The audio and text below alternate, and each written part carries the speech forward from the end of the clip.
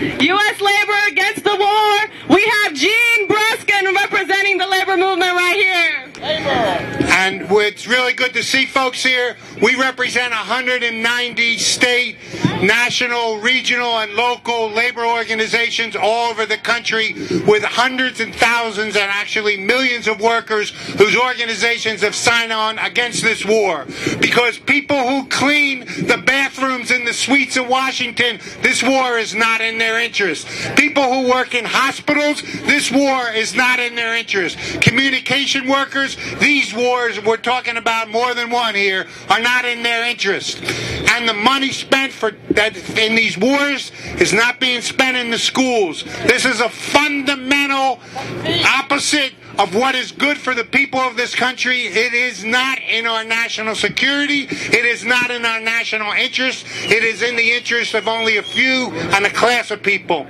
But one of the clearest indications for U.S. labor against the war of how this is not in the Iraqi people's interest is that we work very closely with the labor movement in Iraq, which is a courageous movement of hundreds of thousands of workers, oil workers, factory workers, dock workers who have stood up and organized under the conditions of an occupation with guns to their head and have formed unions all over the country and are fighting against privatization.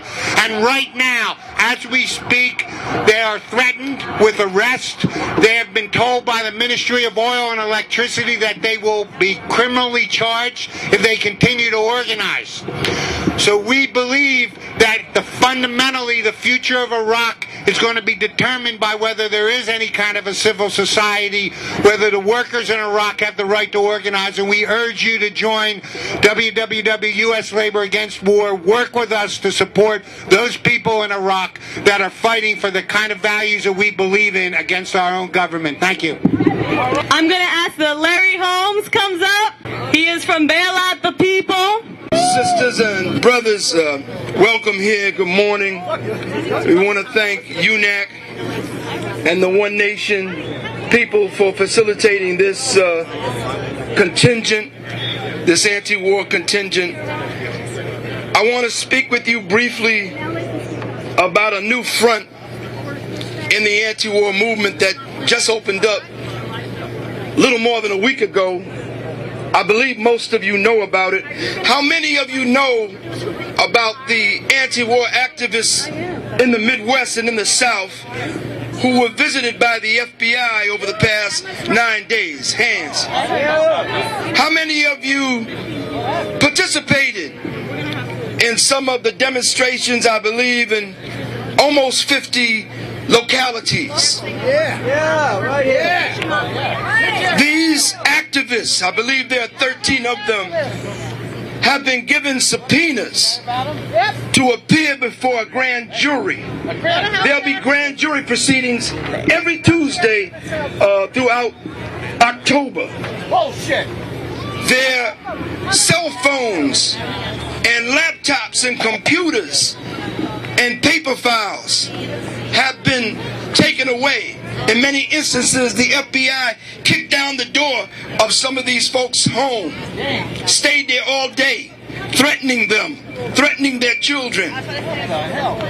Let me tell you, these are some of the most committed, determined, militant, effective anti-war organizers in the country. They happen to be in Minnesota, in Chicago, and in North Carolina, and I believe the FBI is stretching out to some other places.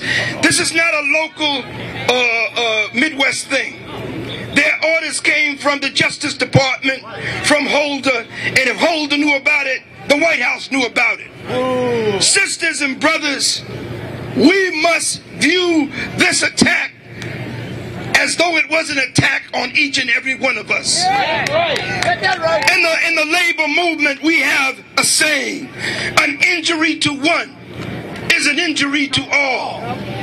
Many of you have been around long enough to know that if they come for that one in the morning. They're going to come for the other one in the afternoon. And finally, by the evening, they're going to get to you. We have to support these sisters and brothers.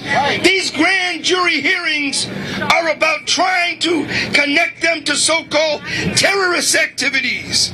Because maybe they were on the flotilla helping people in Gaza, or maybe they went to Palestine, or maybe they went to Latin America. This is a witch hunting frame up, and it's dangerous. But we can turn it around if we unite and fight back. Don't get pushed back, fight back. Let me finish by just telling you this. The first grand jury is scheduled for this Tuesday, October 5th in Chicago.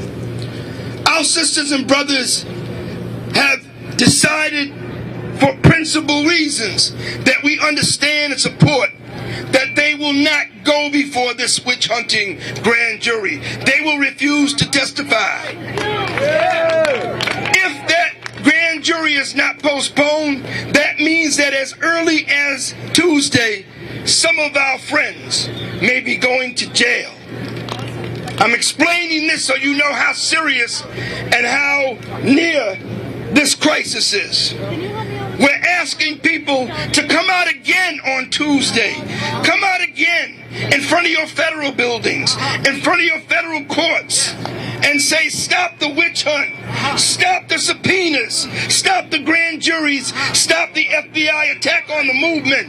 And on these placards, we have a picture of Dr. King. Because if people forgot what the FBI can do, if they forgot about COINTELPRO, and they don't know how important what they're doing now to our activists, just remember, the FBI targeted Dr. King. It's an attack on labor, it's an attack on community activists, it's an attack on anti-war activists. Let us stop it now. Vanessa Dixon, who in herself embodies what it means to be a movement builder. She's part of the labor movement, she's part of the peace movement, she's part of the healthcare rights movement. Vanessa Dixon from Washington, D.C. Right. Good morning, brothers and sisters. I'm Vanessa Dixon from the D.C. Healthcare Coalition, a group that was formed to save the nation's capital only public hospital. We're now a watchdog group over public health issues. I greet you in the name of peace. I want to talk about an issue that affects every one of us, healthcare. Now, healthcare should be about universal access to quality care that prioritizes people over profit, but it's not. I want to tell you about healthcare in Washington, D.C. I want to tell you about the closure of the nation's capital-only public hospital, D.C. General. The promise by city officials is that the closure would save money by closing the hospital, but the opposite is true. D.C. now spends more money on health care to serve fewer people. D.C. General closed 10 years ago, and the effects are still being felt, especially by the most vulnerable residents of D.C. I want to tell you about the closure of D.C.'s public mental health clinics. Again, the promise was to save money by privatizing. Instead, the result is that the most vulnerable mental health patients are not being served by the private clinics, and homelessness has increased as a result. And lastly, another stupid healthcare idea is to get rid of doctors at the city's youth detention centers. It's precisely because of unmet medical needs that many of these youth are in jail. So D.C. government claims it will save money by getting rid of the doctors. What about the value of saving a child's life? Always the promise by D.C. government that cutting health care services will save money and improve services, but it never does. So I want to close by telling you, be careful who we vote for. Councilmember Catania, for D.C. residents, is the enemy of health care in D.C. That's right. Do not vote for Councilmember Catania. I ask you, as a Democrat, to vote for the Green Statehood Party person, David Schwartzman. Thank you.